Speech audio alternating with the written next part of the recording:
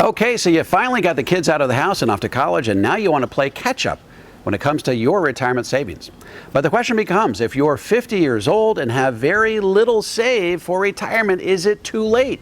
Should you resign yourself to a Dave Ramsey beans and rice and beans diet in retirement? Or can you supercharge your retirement savings plan today to get everything back on track? In today's video, I'll show you exactly how to invest your money so that you can have the type of retirement you deserve within that short 15-year time frame. For today's example, I'm going to assume that you're married, make $200,000 per year, and want to retire at age 65.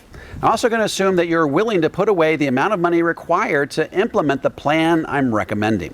That may require a bit of sacrifice in the short to mid-term, but without that sacrifice, you probably won't be able to make up for 30 years of lost time. Okay, for starters, I'm going to recommend that you invest exclusively in tax-free Roth accounts. We'll get into contribution amounts and the types of Roth accounts here in a second, but first, I want to get into why you should choose tax-free Roth accounts over traditional tax-deferred accounts. A couple of different reasons. First, tax rates 15 years from now are almost certainly going to be dramatically higher than they are today. Why? Well, 10 years from now, the national debt is slated to be $53 trillion. That's $20 trillion higher than it is today. By that point, interest alone on the national debt will consume 25% of the federal budget. But $53 trillion in the big scheme of things is a drop in the bucket compared to where things will be 20, 30, and 40 years from now. According to economists, our nation's true national debt, including unfunded obligations for Social Security, Medicare, and Medicaid, is over $200 trillion. That means we'd have to have $200 trillion sitting in a bank account today, earning Treasury rates to deliver on everything we've promised that we can't afford to keep. So that means tax rates are going to have to skyrocket to pay for our nation's burgeoning debt load. And I'm not alone in this sentiment. Susie Orman, Dave Ramsey, Clark Howard, and Ed Slott all come down on the side of Roth accounts as a way of shielding yourself against this unavoidable increase in tax rates. Second, Roth accounts don't count as provisional income. That means that they don't count against the thresholds which cause Social Security taxation.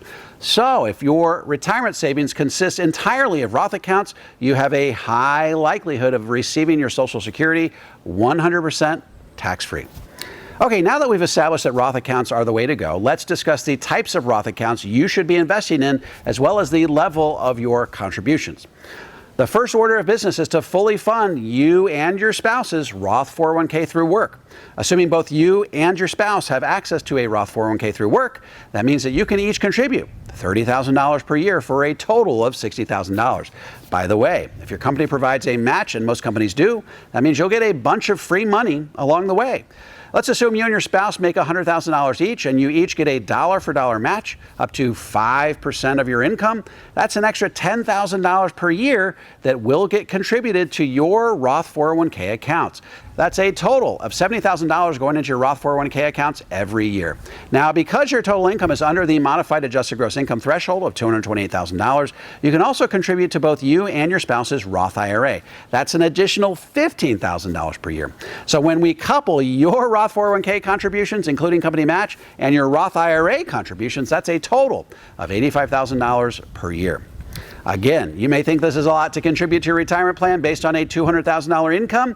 But hey, if we're going to meet your retirement goals, given the short runway of 15 years, we're going to have to make some extraordinary adjustments to your lifestyle along the way. Okay, now that we have a plan for how much you're going to invest and where, let's discuss the types of investments you should be contributing to. I'm going to give it to you straight here, folks. If you want to make up for lost time, you're going to have to do a pedal to the metal, high-octane stock portfolio. We need to get at least 8% per year over the next 15 years if we're going to meet your goal of retiring by the time you're 65. Keep in mind that we're going to be primarily constrained by the investment options available in your Roth 401k, since that's where the majority of your savings are going. Your best bet is to find a low-cost index fund that's linked to the S&P 500. This is an option that's available in most Roth 401k plans. You could mimic the same allocation in your Roth IRA outside your 401k plan. Now, I know what you may be thinking. This seems like an aggressive allocation for a 50-year-old. Shouldn't you have 50% or so allocated towards bonds? What happens if by the time I'm 65 I want to retire and the market is down? Well, this may mean that you have to delay retirement for a year or two to let your retirement balances recover before you start taking distributions. But remember, we have to take extraordinary measures to help you retire in a short 15-year time frame. And that means you may have to be flexible when it comes to your retirement start date if you suffer a down year just prior to retirement. Remember, to meet your goals, you have to get at least 8% in the market over a very compressed time frame. Okay, now that I've laid out our variables and the rationale behind them, let's take a look at how much you can accumulate over that short 15-year time frame. Again, we're assuming you're starting at 0 today and need to catch up for 30 years of lost time. Here's what we find. By the end of that 15-year time frame, you've accumulated $2,307,929, and based on the 4% rule, you could withdraw $92,317 per year, adjusted for inflation. And because those distributions are coming out of Roth accounts, that income will be 100% tax-free. And here's another plus. Remember, because distributions from Roth IRA accounts don't count as provisional income, you'll receive your Social Security 100% tax-free. And when you combine these two, inflation-adjusted, tax-free streams of income, that will likely be plenty to meet your lifestyle needs in retirement. In summary, if you're age 50 and have nothing saved for retirement, don't fret. There's still plenty of opportunity to make up for lost time. So long as both you and your spouse save aggressively, adopt a high-risk allocation in the market, and invest tax-free, you should have plenty of money to meet your lifestyle needs in retirement. Folks, in the next 10 years, I'm looking to put 100,000 Americans on the road to the 0% tax bracket. If you'd like some help getting on the road to a tax-free retirement, be sure to check out my tax-free toolkit. You can download it for free at taxfreetoolkit.com.